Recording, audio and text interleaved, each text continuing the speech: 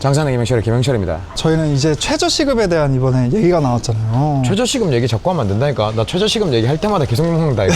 최저시급 이번에 뭐 얼마로 올린다는 얘기가 있던데 혹시 보셨어요? 일단 내가 듣기로는 내년도 최저시급 노동자 측에서 제안한 게 12,000원이라고 듣긴 했거든. 주유수당 포함하면 거의 뭐 13,000원이 넘어가는 거지. 그걸로 만약 합의가 된다고 하면. 근데 그렇게 오르면 자영업자분들한테 어떤 피해가 오는 거죠? 자영업자들에게 오는 피해는 뭐 단순하게 생각하라면 인건비가 올라가니까 네. 아무래도 매출 대비 안 그래도 지금 원자재 비율이 너무 높아져서 가격이 네. 마진이 없는 와중에서 인건비까지 그렇게 높아지면 아무래도 마진율이 굉장히 떨어질 수밖에 없겠지. 그런데 내 생각에는 사실 그런 것보다 더 큰 문제는 단순하게 인건비가 올라간다라고만 가볍게 생각할 수 있는 문제는 아니고 네. 모든 원자재 값도 더 올라갈 거야. 왜냐면 어쩔 수 없는 게 그 원자재를 만들거나 유통시키는 사람들, 농장을 하는 사람들도 결국 인건비가 다 같이 올라가는 거잖아. 네.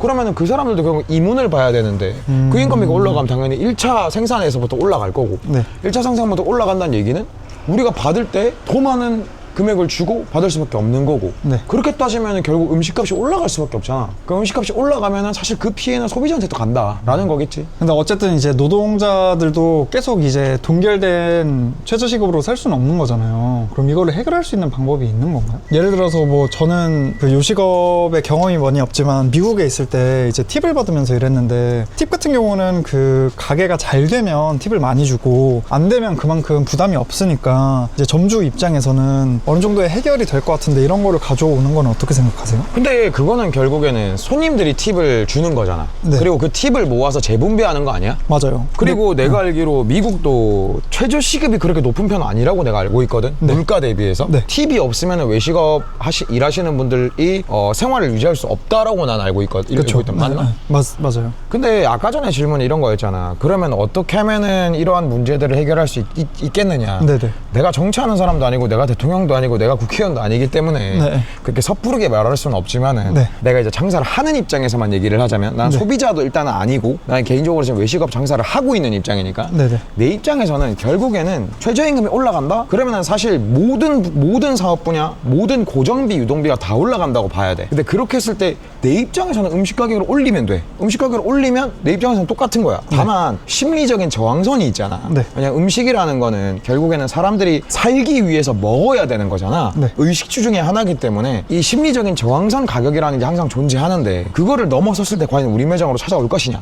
그리고 또 반대로 얘기하면 내가 만약에 매장 하나를 한다. 그래서 내가 그 매장에서 풀상주를 한다. 그러면 막말로 얘기해서 사장님 실력에 따라서 직원을 덜 쓰게 되면 음식값을 유지할 수 있단 말이야. 인건비가 많이 올랐어, 원자재 비율이 많이 올랐어, 그러면 내가 사람을 하나 덜 쓰고 내가 더 일하거나 내 업무 능력으로 그거를 커버를 해내면 음식 가격을 안 올려도 되잖아. 그럼 마진율은 똑같을 테니까 퍼센트는.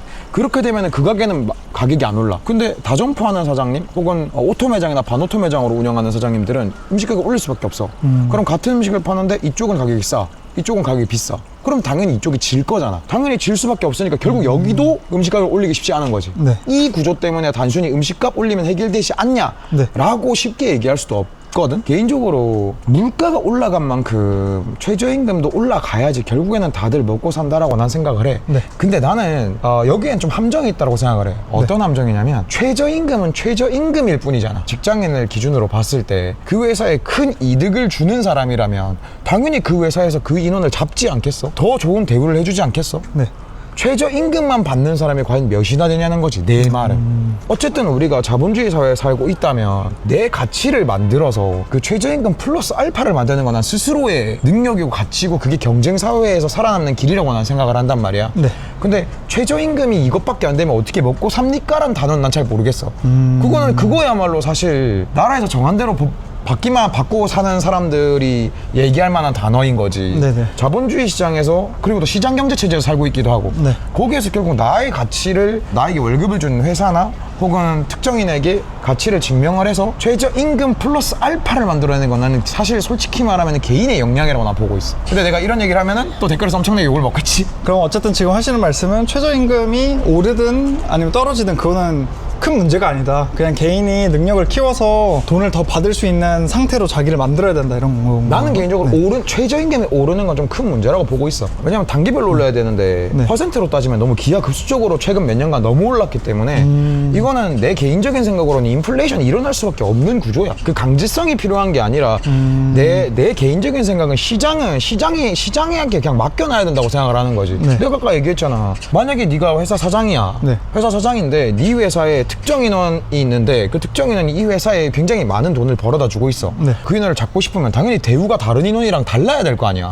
그럼 그 인원이 이 회사한테 이익을 안겨줬기 때문에 본인 가치를 증명했기 때문에 본인의 가치로서 이 회사한테 재평가를 받는 거지. 근데 법으로 뭔가 딱 정해놓으면 무조건 다 그만큼 받는 거잖아. 근데 그러면 관리자급이 직원 평가를 다 공정하게 할 수 있다고 생각하세요? 100% 공정하진 못하겠지. 그렇기 때문에 시스템이 필요하고 특정 항목들이 필요하고 그 항목들에 대해서 정확하게 점수를 매기고 그 관리자의 평가표만 믿는 것이 아니라 그거를 다시 한번 검증할 수 있는 시스템도 있어야겠지. 그러니까 저는 그 팁이 좋은 시스템이라고 생각을 했던 게 관리자는 어쨌든 항상 신경을 쓰고 있을 수 없고 본인도 일을 하고 있으니까 근데 손님은 자기한테 서비스를 주는 사람이 얼마나 서비스를 잘 주고 이런 거를 본인이 직접 평가해서 그거에 맞는 상여는 아니지만 어쨌든 보상을 금전적 보상을 주는 거잖아요. 그래서 그게 조금 더 업무 평가에 대한 보상이 더 적절하게 들어온다고 저는 느끼긴 했거든요. 공감하는 바야. 네. 그런데 우리나라에서 팀 문화가 없는 건 아니야. 예를 들어서 네. 네가 얘기한 것처럼 미국처럼 얘기해서 결제할 때 뭐 팁을 내시겠습니까? 딱딱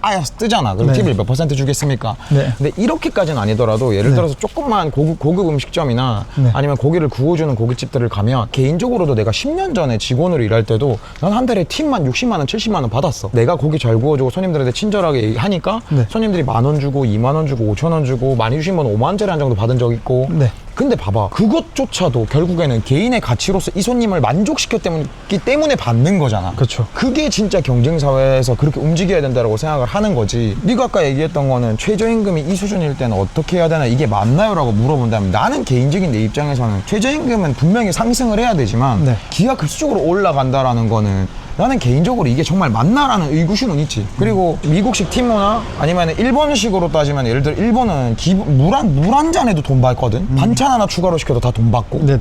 근데 그런 문화가 과연 한국에 적용할 수 있느냐라고 물어보면 아까도 얘기했지만 모든 대중의 인식의 변화가 있어야 되는데 그게 과연 가능할까? 나는 불가능하다고 봐. 다른 나라 같은 경우에는 처음부터 그냥 그런 식으로 요식업이 발달을 해서 자연스럽게 이루어진 건가요? 대중의 인식 자체가 이미 그게 당연하다라고 얘기를 이게 받아들이고 있잖아. 네. 근데 우리나라에서 예를 들어서 갔어.